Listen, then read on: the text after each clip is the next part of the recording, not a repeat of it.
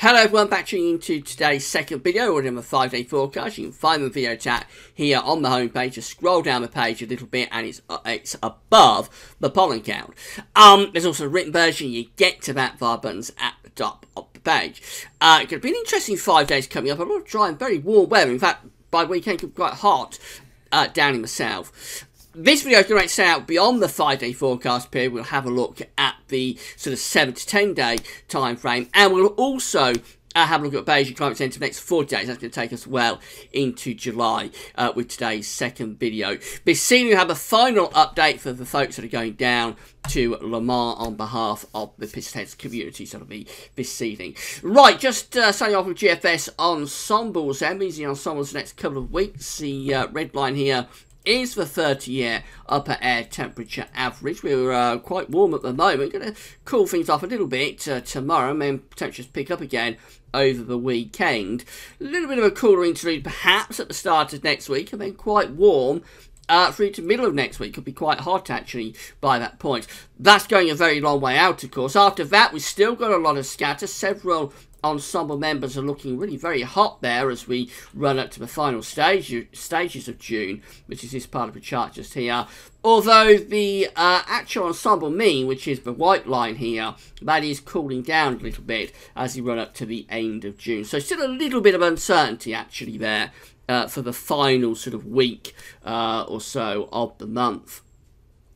Precipitation, we've got loads of dry weather coming up. This is the ensemble for London, by the way. Loads of dry weather coming up through the rest of this week, into weekend, on into next week. The extended part does have a little bit more in way of precipitation. That's a very long way out. I'm not at all sure about that. But if you take the model at face value, or the ensemble of the model at face value, it probably hints that it's going to turn cooler and more unsettled in the final sort of, wouldn't necessarily say the final week, but perhaps the final 5 days of June might turn cooler and more unsettled. But as I said, it's a very long way out, and within that period there are several really quite hot outliers that we've got to be taking seriously. Temperature anomalies for next week are coming out just a little bit above average. It's going from the 14th today through to the 22nd of June. It's a little bit warmer than average. I suspect these will trend warmer over the coming days. Will be interesting to see. Precipitation anomalies are looking like this, and it is another drier than average week ahead from the 14th, 22nd of June. Most parts of the country coming out drier than average, significantly so for England and Wales. This is how the GFS is picking things up for Sunday, with high pressure dominating the weather on Sunday and in the start of next week as well. Will be very warm down in the south over the weekend and into the start of next week. It will turn cooler though up to the north.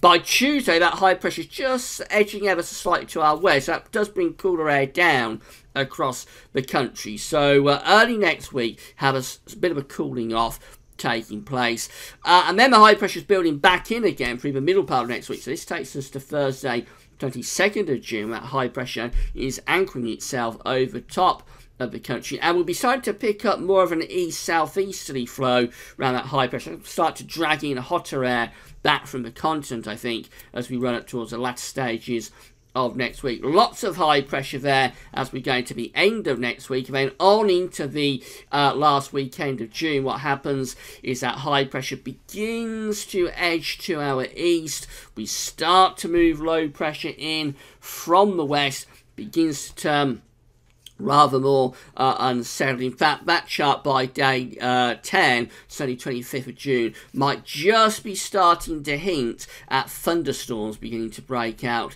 in the south and the southwest. This is the critical Glastonbury period, of course, and I'll be doing the 4th update for Glastonbury Festival tomorrow evening. If you're interested in that 4th update, that will be tomorrow evening. This is the ECWF. Again, high pressure is dominating the weather as we go through the weekend into the start of next week. Remains very warm, if not hot, and mostly dry as well. It starts to try and turn a bit cooler from the north on Tuesday, but it's still pretty hot actually down in the south. It's starting to turn a bit more unstable, and then we begin to get some low pressure going there on Wednesday, the 21st of June. That's really because of a contrast between the air masses. So we've got cool air in the north, but we are still maintaining hot air from the south, and in between we're starting to get a bit of low pressure going, possibly hinting at some thundery weather through the middle part of next week. The basic idea from the eastern half as we go to the end of next week is that things turn more unsettled and cooler. So there's that thundery low by Friday 23rd of June. There's the thundery low starting to clear away to the east, but then we're beginning to open the door to low pressure out to the west, and that low pressure then moves in by day 10, Saturday 24th of June. It's turning more unsettled then as we get through to the final week of the month.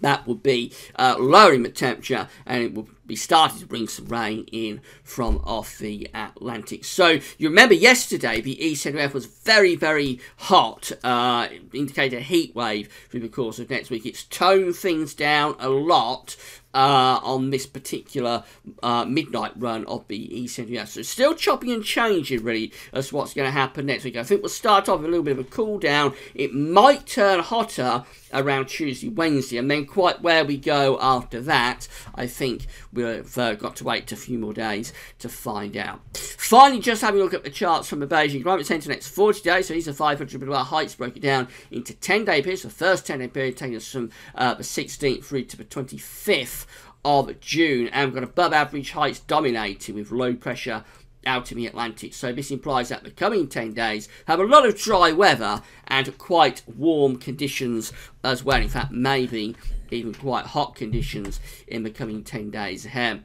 The next 10-day period is the 26th of June through to the 5th of July, and that again above average heights, very, very close to the country, so lots of dry weather continuing. Maybe a little bit weak compared to the first 10 days, but generally it does look mostly settled and mostly dry. But jet stream going to the north, and it would be pretty warm under that area of above average heights too.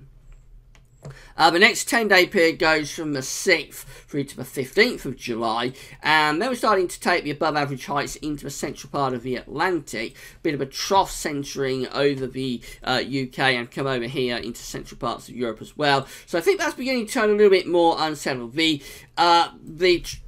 actual chart isn't all that strong in terms of the signal, but I think that's probably quite a shift going on there from the 6th through to the 15th of July to more unsettled conditions. And then if we go into the next 10-day period, actually we continue that trend. So this is as far as we can go, days 31 to 40. It takes us from the 16th to the 25th of July. And then we're building a large area of above average heights around Greenland with a trough underneath it. That's never a very good sign, because it means that the jet stream will be going on a southerly track. So that, it implies as we go into July, have a lot of dry and warm weather through the rest of June into the start of July, but as we go further on through July, it does imply that things are likely to turn significantly more unsettled, I think, and a lot cooler as well. Wouldn't necessarily be too worried about that. If the shorter range models, the GFS and ECNWF, if they're really struggling to decipher what's going to happen in just sort of